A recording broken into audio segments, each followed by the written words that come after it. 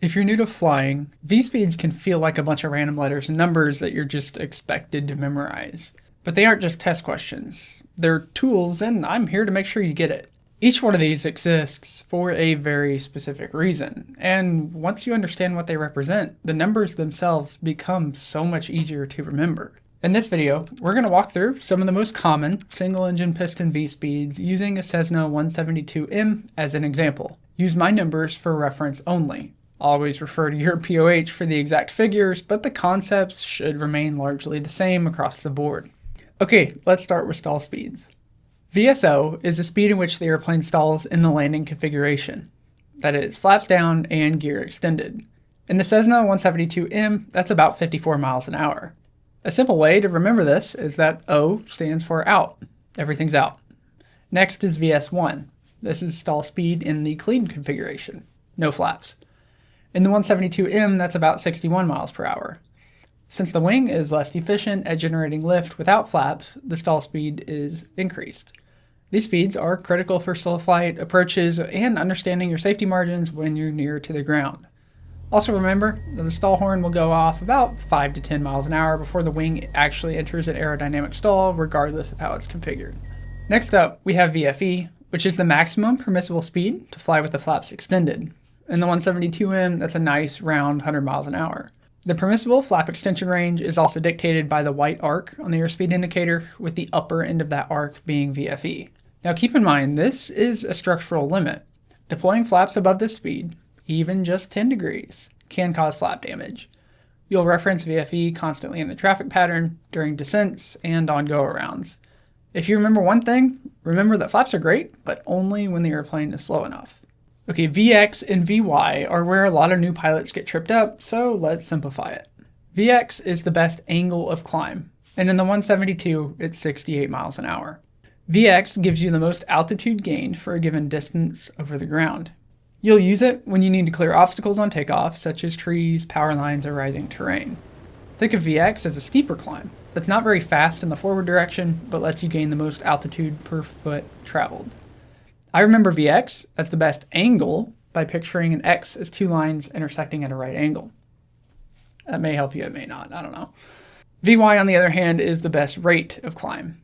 In the 172, it's a faster 88 miles an hour. Vy gives you the most altitude gained per unit of time. This is a speed that gets you to cruising altitude the fastest. Here's a simple mnemonic. Vy is the best rate of climb.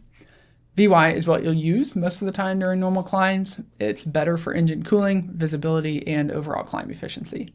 Va is maneuvering speed, and it's one of the most misunderstood. In a 172 Mach model, at max gross rate, Va is 112 miles an hour. Note here that we have a weight component on this one.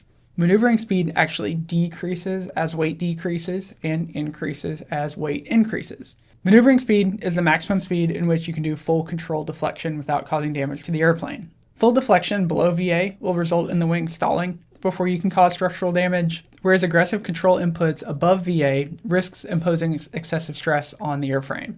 It's wise to do all of your training maneuvers at or below maneuvering speed to prevent structural damage, because below VA the airplane essentially protects itself. Okay, Vno marks the top of the green arc on your airspeed indicator. In the 172, Vno was 145 miles an hour. Above normal operating speed, you're in the yellow arc, which isn't necessarily a bad thing by itself. It just means that you should only be here while you're in smooth air. In turbulence, you want to stay below Vno to prevent structural damage. An easy way to remember this, Vno, V, no rough air. That one was bad. Finally, we have Vne, never exceed speed. This is 182 miles an hour in the 172M, and it's the hard red line. There's no buffer, no grace range, and no reason to ever intentionally exceed it. It's unlikely you will accidentally find yourself stumbling upon a Vne, but it's important to know. If you find yourself approaching it, pull your power to idle and slowly begin to pitch up towards level altitude, making sure you're not pulling a bunch of G's in the process. Before we wrap this up, I want to briefly touch on a few V-speeds you'll commonly hear in the multi-engine world. We won't go deep here, but familiarity isn't a bad thing. First is V1, and this is the takeoff decision speed. Below V1, takeoff can safely be aborted. Above V1, takeoff should be continued even if an engine fails. VR is rotation speed, which is the speed in which you begin to rotate an aircraft during takeoff. You may see VR in the single engine world, but it's especially important in multi-engine operations because it's tied closely to performance and controllability. Rotation speed is most often omitted from a simple single engine airplane such as a 172 because the airplane will naturally want to come off the ground when the time's right. That's not the case in a faster jet aircraft, which typically need a little more encouragement when rotating on takeoff. Finally, we have Vyse. This is the best single engine rate of climb, which is often called the blue line. This is the speed which you'll immediately target after an engine failure in a twin because it gives you the best chance of maintaining or gaining altitude while on one engine. So in conclusion, V-speeds aren't about memorizing numbers, they're about understanding what the airplane is trying to tell you. Once you understand the functional why each speed exists, learning your airplane's specific numbers becomes much easier. As always, use the POH for your specific aircraft. Most older ones don't explicitly list each speed, so you have to do some digging, but a little extra time in the POH is never a bad thing. Once you master these concepts, the speeds will largely begin to make sense. Thanks for taking the time to watch this video till the end, and I hope you learned something. Signing off, my name's Cam Carr, and we will see you in the next video.